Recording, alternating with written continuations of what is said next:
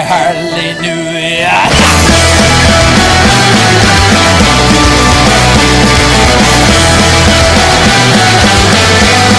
Hey guys, what's up? It's me, the Media Raptor, and I'm back with another movie review.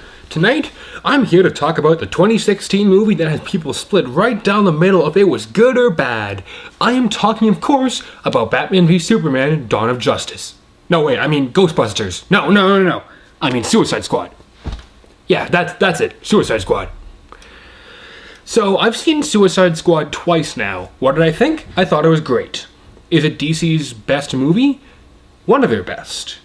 And honestly, I think it was better than Marvel's past, and, well, a couple Marvel movies. I think it was better than Civil War, Age of Ultron, or Iron Man 3. And I actually have a reason for that, which I'll get to. Well, let's start with it, with writing. This movie is really well written because it does something which I've noticed a lot of superhero movies have been stopping doing, and that was getting on my nerves. It's like, we have people who have superpowers, and at first Marvel was like, yeah, let's have fun with it, and to be honest, they still do. Look at Guardians of the Galaxy. That was great. It was funny, it was lighthearted, but it also knew how to balance its light and dark elements.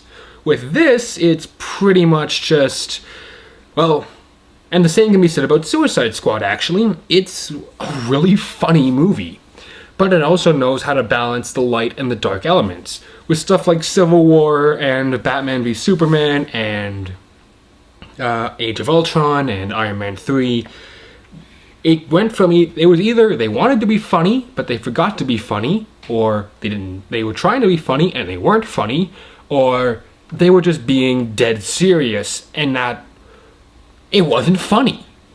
See, to me, superhero movies, it's fine if you want to make them dark. That's totally great. Because you know what? There are some superheroes that can pull off a dark story. Just look at, like, The Dark Knight. The reason why I say that was such a good movie is because that character was established as a dark character. He is dark in his name.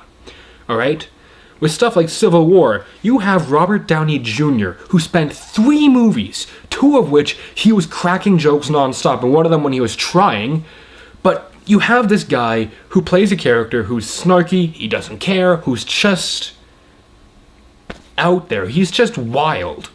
And all of a sudden, they make this huge shift like, you know what? I'm gonna be really depressed now because we killed someone by accident, even though we didn't seem to care when we killed thousands of people in New York apparently, and I never really cared when I killed every single one of the villains throughout all 3 Iron Man movies. See, that's one of the things I didn't like about Age of Ultron and about Civil War, is these characters who are usually so lighthearted and so funny, and at least Age of Ultron got it mostly right, they're making them suddenly really dark and really serious. That can work for DC. The reason that works for DC more is because it's been known from the start that it isn't campy, it's not trying to be funny. Unless it's Batman 66, but even then that was supposed to be dark, believe it or not, and I'm not saying that DC can't not be funny, because with stuff like Suicide Squad, the Justice League cartoon, even the new Justice League movie, it has some pretty good jokes in the trailer. They were at least had an excuse for being darker because that's what they were known for with their comics. The one reason why I did mention Batman v Superman is because Superman isn't a dark character. But we can have an hour-long discussion on that. And that's not what I want to talk about. One of my all-time favorite superhero movies, in fact, my all-time favorite superhero movie, no shock here, is Deadpool. Suicide Squad is number 2. Number 3 is The Wolverine, number 4 is The Flashpoint Paradox, and number 5 is The Dark Knight Returns. The reason why I loved Deadpool so much, and the reason why I loved Suicide Squad so much, is because they went, we're people with powers. Who cares about the rules? Deadpool's tagline was, with great power comes great irresponsibility. Suicide Squad's tagline was, worst heroes ever. And you know what? It worked, because they decided we're superheroes, but they didn't want to make it dark and serious. They decided we're a maniac, a guy who shoots people, a crocodile, a dude with boomerangs, and a witch, and a dude who can shoot fire out of his hands. Let's just have fun with it. And that's why DC did so well with this movie, is because they took this idea and they ran with it. They decided, we're going to make something lighthearted. We're going to make it, no, not lighthearted, that's the wrong word. We're going to make something humorous. They're going to try and actually be funny. And a lot of the jokes come out great. The story itself, it's pretty basic, but it works. And the one thing which I didn't see coming was the fact that Joker wasn't really the main antagonist. In fact, he's not even the one who sets off the entire chain of events which causes the Suicide Squad to be made. It's Enchantress, actually, who was constantly being shown in the trailer, and you'd think she's one of the squad. But really clever marketing here. If you look at the pictures of the squads before the movie was released, she was rarely, if ever, in any of those. Especially the shots from the actual movie. She was never with the actual Suicide Squad. You never saw Deadshot, Killer Croc, Harley Quinn, El Diablo, and Captain Boomerang, and Enchantress. And that's really good marketing. That, I thought, was really cool. And to that idiot who tried to sue DC over the false advertising for not seeing Joker, get a life. Anyhow, and I think part of what makes this story work even better is the characters. All these characters are awesome. Guys, Deadshot and El Diablo are probably the two most developed characters. It's pretty interesting what their motivation was. With Deadshot, the only reason he's even in prison is because Batman showed up and he didn't want, and his daughter stepped in front of him when he could have killed Batman, and he decided because he cared for his daughter, he wasn't going to, kill her to kill Batman. And El Diablo, he was just struggling to make money, and then he kind of gave in to the temptation of what his powers were, and then his wife found out he lost control, and he killed, there's going to be some spoilers in here, I probably should have mentioned that before, but he killed his wife and he killed his kids, which, that's pretty dark. I don't think any superhero movie up until this point has actually come right out and said, yeah, we killed kids. And because of that, he doesn't even want to be on the Suicide Squad. He is really hesitant to join. In fact, none of them really want to be on the team, but least of all of them, he's the least guy who wants to be on this team the least. That doesn't sound right, but you know what I mean. He is just in so much pain that you don't want him to be there. You don't want any of them to be going through what they're going through. And then they got the personality of Harley Quinn right. She's just insane and funny. She's completely nuts. And Killer Croc was really well played. In fact, he was kind of underplayed. I wish they'd used him more, because he was a pretty cool character, especially the makeup, but I'll get to that in a minute. Sorry. My favorite out of the entire group was Captain Boomerang, mainly because he just doesn't care.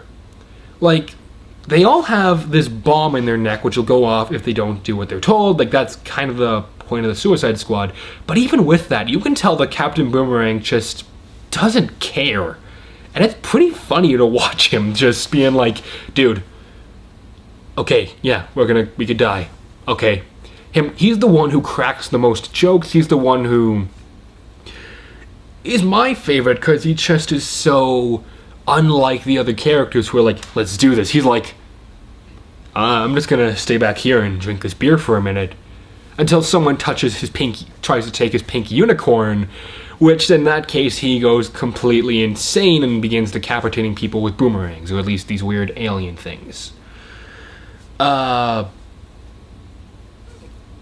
I will admit, though, one of the problems with the writing is the whole thing does seem kind of rushed. It's a pretty cliched, get from point A to point B to point C to point D, movie's over, sort of thing. You can tell a lot of what's going to happen, but at the same time, it's still a good movie. The characters are likable, the action is great. The only character who you didn't like as much was Amanda Waller, but then again, she was made to be kind of unlikable, but still likable in her own way. So she's not as bad as, like, Skylar from Breaking Bad or June from Walking Dead. No, Sons of Anarchy, or, what's her name? Not The girl who's with the governor all the time, that I was really happy when they finally killed her, and I'm also really happy that they killed June, and I wish they had killed Skylar, because they were all extremely annoying. Feminists, I'm not complaining, I'm not apologizing for that, because they were extremely obnoxious waste of space, and they deserve to die. You know who I mean. She's not that hateable. But I think another reason why these characters work so well is every actor in this movie is awesome. Okay? We have Will Smith being Will Smith. That dude is just awesome. Even in the Men in Black movies, which I didn't like that much, he was still awesome. We have Margaret Robbie just playing up who Harley Quinn is perfectly. We have the guy playing El Diablo as this hurt, broken dude who has to come to grips with what he's done and eventually become this awesome fire demon dude, who I'm just going to call the Fire King for now. He's awesome. The dude who played Killer Croc, tall, quiet, but still ready for a fight, awesome. All the actors, there was not a single bad actor in this entire movie. Ben Affleck is Batman, awesome, for like the 2 scenes that he is in this movie and the 10 lines that he has in this movie. The person who plays Enchantress, awesome. The dude who plays Crucible, man, I don't know who he is, but all the actors in this movie should get, I really hope they get more jobs after this.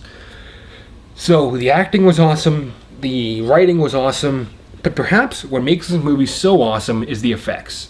The makeup, the CG, the action choreography, it's all done beautifully. Harley Quinn looks awesome, Killer Croc looks fantastic, El Diablo looks so cool. And the scenes when they're fighting and they're blasting dudes' heads open, yeah, okay, I probably should mention this. This movie, why it gets away with a PG/PG-13 rating, they don't kill humans a whole lot. They kill these weird monster things that have like these weird bubbles on their face. It's kind of weird. They were humans who were turned into non-humans. But like there's a scene where Captain Boomerang's fighting 2 of them, and he slashes one of them directly here, and you see the top part of his head, like of the creature's head, goes flying backwards, and it's done in slow motion. It looks beautiful. Or there's scenes with Katana when she's, again, I didn't touch on her much because I don't want to spoil a whole lot about this movie. When she slices a dude in half, it looks awesome. Or the scenes when Joker is escaping, it looks awesome. The makeup for Harley Quinn looks amazing. Jared Leto looks terrifying as the Joker. And you know what? I just realized I forgot to talk about this, so I'm going to bring it up now. Jared Leto doesn't have a lot of scenes as Joker in this movie, and that's actually a good thing. See, he's so terrifying, so creepy in this movie, that if they used him over and over and over as the main protagonist and you saw him all the way throughout the movie, it would ruin the movie. He's really good in the small amounts that he does, and I'm pretty sure he could sustain an entire movie on his own, but it's just a little bit better that he isn't in the entire movie the whole way through. And don't worry guys, Enchantress and Crucible, you may not be expecting them at first, and it may take you a minute to get used to them, but they're really good villains. But I'm talking about stuff like the explosions, the helicopters being shot down, Crucible tearing things apart, his transformation, Enchantress possessing people or jumping around, Killer Croc's makeup looks unreal. El Diablo, when he turns into what I'm just going to call the Fire King towards the end and he has to take on Crucible, not only is that probably the best scene in the entire movie, but the effects look unbelievable. It looks awesome. Oh, there's a fly going in front of my camera just now. Just ignore that. So, but another great thing about this movie is the soundtrack. Sorry, fly. This movie kind of takes a cue from Guardians of the Galaxy. We have people like Wiz Khalifa.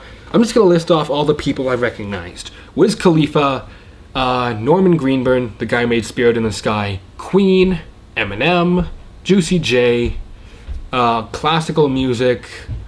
Like, this soundtrack literally goes everywhere. It's pretty much got a song for everyone. And it's great. I want to download it when I get the chance. So, camera work is probably one of the few things I didn't like as much because it also kind of ties into editing. It's kind of shaky, it's kind of janky, and it kind of seems like it was rushed in some scenes, and the reshoots kind of seem like they're just like, okay, just reshoot this really fast, you got 5 minutes, make it work, we'll take whatever it is, we'll CG over it, and it'll look cool. And while a lot of the shots do look cool, and the slow motion they use looks unbelievable, be cool, mainly because they don't use it a whole lot in this movie. Zack Snyder learned from this. Yeah, like, it's just... Still, that's kind of the problem with it. That and the fact that the story's kind of cliched are the only real problems I had with this movie. So when it comes down to it, can I recommend Suicide Squad? Oh yeah, 3 Raptor Claws out of 4. I loved this movie. If I had to choose between either this or Batman v Superman being the only DC movie which came out this year, Suicide Squad. So good. And you know what? To all those people who are trying to petition to get Rotten Tomatoes shut down because the critics don't like it, who cares what the critics think? What's important is what you think. If it has people who like it, we're probably going to get a sequel. I'd love to see a sequel. I'd love to see the Suicide Squad in The Batman in 2018. I'd love to see the Suicide Squad in Injustice 2. You guys, that would be awesome. Who cares what the critics think? What matters the most is what you think. I think this film was awesome.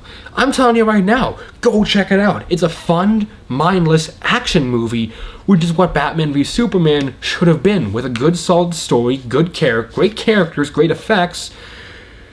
It's what a good superhero movie about villains should be.